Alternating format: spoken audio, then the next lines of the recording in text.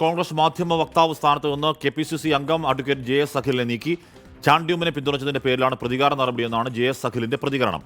സലിം മാലിക് ചേരുന്ന വിവരങ്ങളുമായി. സലിം, JS അഖിലിനെ വക്താവ് സ്ഥാനത്ത് നീക്കിയതിൽ നേതൃത്വത്തിന്റെ ഒരു കാരണം പറയൽ എന്താണ്?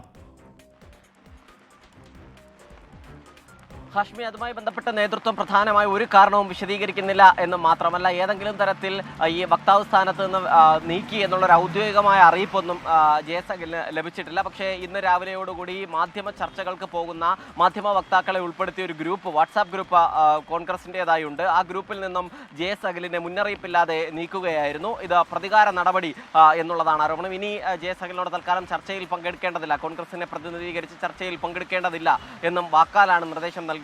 അത് സംബന്ധിച്ച് ഈ KPCCയുടെ ചുമതലയുള്ള ആരും ഈ ഏതെങ്കിലും തരത്തിൽ ഉത്തരവുണ്ട് എന്ന് പോലും സമ്മതിക്കുന്നില്ല എന്നതാണ് മറ്റൊരു പ്രധാനപ്പെട്ട കാര്യം. അതുകൊണ്ട് തന്നെ ഔദ്യോഗിക സ്വഭാവത്തിലല്ല ആ നീക്കം. അതേസമയം പ്രതികാര നടപടി എന്നുള്ളതാണ് JS അഖിൽ ആരോപിക്കുകയും ചെയ്യുന്നത്. JS അഖിൽ ചാണ്ടിയുമ്മന്റെ സന്തത സഹചാരിയാണ്.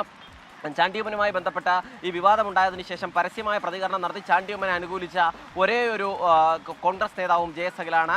ആ പശ്ചാത്തലത്തിൽ കൂടിയാണ് JS അഖിലിനെ മാറ്റിയിരിക്കുന്നത്. അതൊരു പ്രതികാര നടപടിയാണ്, നേതൃത്വത്തിന്റെ പ്രതികാര നടപടിയാണ് എന്നുള്ളതാണ് JS അഖിൽ ആരോപിക്കുന്നത്. ചാണ്ടിയുമ്മനെ പിന്തുണയ്ക്കുന്നവർക്കെല്ലാം പാർട്ടിയിൽ നിന്ന് വിലക്ക് നേരിടാറുണ്ട്, നേരത്തെയും അനുഭവിച്ചിട്ടുണ്ട് എന്നും JS അഖിൽ പറയുന്നു. എന്തായാലും ഈ സംഭവം വിശദീകരിക്കാനായി ഇന്ന് 3 മണിക്ക് JS അഖിൽ മാധ്യമങ്ങളെ കാണുന്നുണ്ട്. കൂടുതൽ വലിയ വെളിപ്പെടുത്തലുകൾ കൂടി JS അഖിൽ ഒരുപക്ഷെ നടത്തിയേക്കാം. ഹാഷ്മി, കഴിഞ്ഞ ദിവസങ്ങൾക്ക് JS അഖിൽ ഈ വിഷയത്തിൽ മാധ്യമങ്ങൾ ചർച്ചയ്ക്ക് ഇരിക്കുകയും ചെയ്തിരുന്നു. എന്നാൽ അതിനെ തുടർന്ന് മാധ്യമ വക്താവ് സ്ഥാനത്ത് നിന്ന് മാറ്റുന്നു. ഒഫീഷ്യലായി അങ്ങനെ പ്രതികരണം അറിയിക്കുന്നില്ല. എന്തായാലും JS അഖിൽ 3 മണിക്ക് മാധ്യമങ്ങളെ കാണുന്നുണ്ട്.